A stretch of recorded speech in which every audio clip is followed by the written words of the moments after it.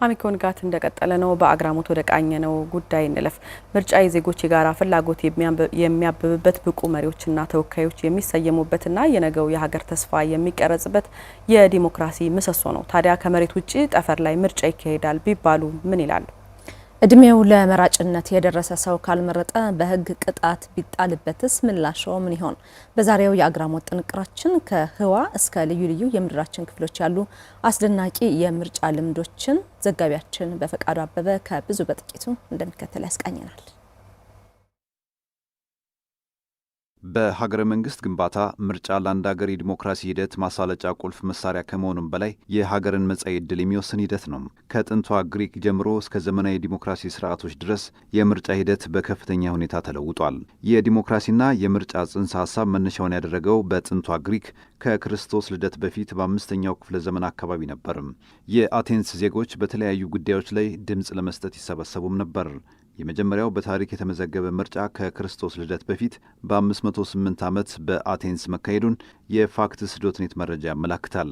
በዓለም ዙሪያ የመጀመሪያው ዘመናዊ ምርጫ ተካሄደ ተብሎ ብዙ ጊዜ የሚወሰደው እንደ አውሮፓውያን አቆጣጠር በ1789 የተደረገው የአሜሪካ ፕሬዝዳንታዊ ምርጫ ሲሆን በዚህም ምርጫ ጆርጅ ዋሽንግተን የመጀመሪያው ፕሬዝዳንት ሆነው ተመርጠዋል። ኢትዮጵያ እስካሁን 6 ሀገራዊ ምርጫዎችን አስተናግዳለች። አሁን ደግሞ 7ኛውን ጠቅላላ ምርጫ የፊታችን ግንቦት 24 ቀን 2018 ዓ.ም ለማስተናገድ በዝግጅት ላይ ትገኛለች።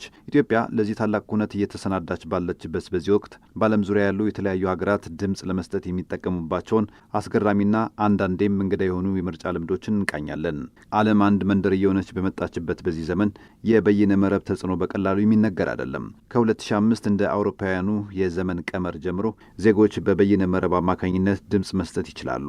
በነገራችን ላይ ኢስቶኒያ በዓለም ላይ ለመጀመሪያ ጊዜ በ2005 እንደ አውሮፓውያን አቆጣጠር በኦንላይን ምርጫ ያካሄደች ፈርቀዳጅ ሀገር ናት። እንደ አውሮፓውያን አቆጣጠር በ2023 በተደረገው ምርጫ ይህም ማለት ከ3 ዓመታት በፊት ማለታችን ነው፣ ከግማሽ በላይ የሚሆኑት መራጮች በቤታቸው ሆነው በዲጂታል ዘዴ ድምጻቸውን ሰጥተዋል። የዲሞክራሲ እጅ እስከ ጠፈርም ካረዘምኩ ይላል። በዓለም አቀፉ የጠፈር ጣቢያ ላይ የሚገኙ አሜሪካውያን ጠፈርተኞች እንደ አውሮፓውያን አቆጣጠር ከ1997 ጀምሮ ድምጻቸውን ወደ ምድር በመላክ ዜግነታዊ ግዴታቸውን ይወጣሉ። እነሱ ደግሞ ድምፅን ማን ነው በመሬት ላይ ለሚኖር ግለሰብ ብቻ የሰጠው ያሉም ይመስላሉ። ከመሬት ውጭ ህዋ ላይ የአሜሪካ ህዋ ሳይንስ ምርምር ተቋም ወይም ናሳ ጠፈርተኛ ዴቪድ ወልፍ ከጠፈር ጣቢያ ድምፅ በመስጠት የመጀመሪያው ሰው ስለመሆናቸው ታሪክ ከትበዋል። ለምሳሌ ያህል ዶክተር ኬት ሩቢንሰን በ2016 እና በ2020 በተካሄዱ ምርጫዎች በጠፈር ጣቢያው ላይ ሆነው 2 ጊዜ ድምፅ መስጠታቸው ተመዝግቧል። የሚያስገርመው ግን በጠፈር ውስጥ ድምፅ መስጠት በጣም ቀላል መሆኑ ነው።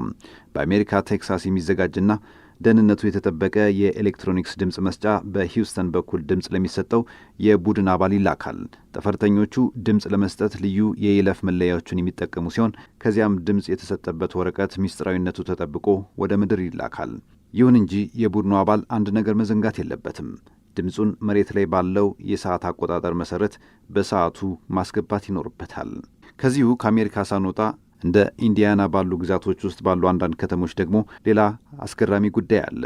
የምርጫ ቀን የአልኮል መጠጦችን መሸጥ የሚከለክል ደንብ እንዳላቸው ቢቢሲ ዘግቧል።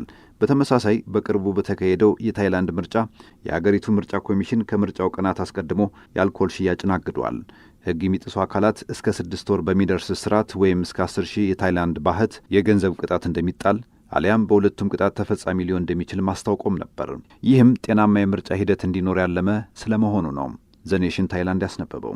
በሜክሲኮም ይህም እገዳ ተግባራዊ ይደረጋል። በአንዳንድ ሀገራት ድምፅ መስጠት መብት ብቻ ሳይሆን የሕግ ግዴታም ጭምር ነው። ድምፅ መስጠትን በሕግ ግዴታ አድርጋ የወሰደችው ሀገር አውስትራሊያ ቅኝት የአግራሞታችን ቀጣይ መዳረሻ ነው። በምድራችን ደቡብ ምስራቅ ዋልታ ይወስደናል። በአውስትራሊያ ዕድሜው ከ18 ዓመት በላይ ሆኖ በምርጫ ወይም በሕዝበ ውሳኔ ቀን ድምፅ ለመስጠት ያልተገኘ ሰው 20 የአውስትራሊያ ዶላር ይቀጣል። ድምፅ ያልሰጠ ግለሰብ ከመንግሥት በቂ ምክንያት እንዲሰጥ የሚጠይቅ የኢሜይል ወይም የጽሑፍ መልእክት ይደርሰዋል። ለዚህ መልእክት አጥጋቢ ምላሽ ያልሰጠ ሰው ቅጣቱን 20 የአውስትራሊያ ዶላር ይከፍላል።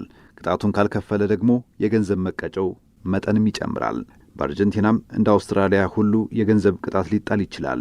በብራዚል ፓስፖርት ለማውጣት ወይም በመንግስት ዩኒቨርሲቲ ለመማር ድምፅ ስለመሰጠቱ ማስረጃ ወይም በቂ ምክንያት ማቅረብ ይገባል። በሲንጋፖር ድምፅ አለመስጠት ከመራጮች ዝርዝር ውስጥ እንዲሰረዙ ያደርጋል። ወደ ሀገረ ህንድ ይዣችሁ ልጓዝ። ህንድ ከሂማሊያ ጫፎች እስከ ሞቃታማ ደሴቶቿ ድረስ ባለው ሰፊና የተለያየ ግዛቷ ውስጥ ድምፅ አሰጣጥን እንዴት ታስተዳድራለች ቢሉ መልሱ ቀላል ነው። ከ900 ሚሊዮን በላይ መራጮች ያሏት ህንድ በፕላኔታችን ላይ ትልቁ ምርጫ ታካሂዳለች። ይህ ደግሞ ትልቅ ፈተና ነው። ፈተናው ከመራጮች ብዛት ብቻ ሳይሆን ህንድ 22 ይፋዊ የሥራ ቋንቋዎችና ከሂማሊያ ጫፍ እስከ ሞቃታማ ደሴቶችና ደኖች ድረስ ያሉ ገለልተኛና መሠረተ ልማት ያልደረሰባቸው አካባቢዎች ባለቤት በመሆኗ ጭምር ነው። ቢሆንም ግን ሕጉ ማንኛውም መራጭ ከምርጫ ጣቢያ ከ2 ኪሎ ሜትር በላይ መራቅ የለበትም ይላል። በሌሎች ዲሞክራሲያዊ ሀገሮች ምርጫ ብዙውን ጊዜ በአንድ ቀን ውስጥ የሚጠናቀቅ ቢሆንም በህንድ ግን ለሳምንታት ሊቆይ ይችላል።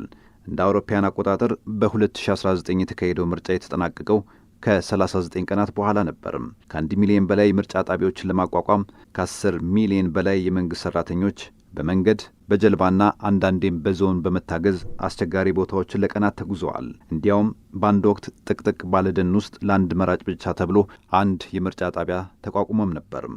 ያንንም ጣቢያ ለማንቀሳቀስ 6 የቡድን አባላት አስፈልገዋል። እነዚህ ሁሉ የተለያዩ ልምዶች የሚያሳዩት አንድ እውነት አለ። ይህም ምርጫ የየሀገራቱን ተጨባጭ ሁኔታ መሠረት አድርጎ የሚቃኝ የሕዝብ ድምፅ ማስተጋቢያ መሆኑ ነው።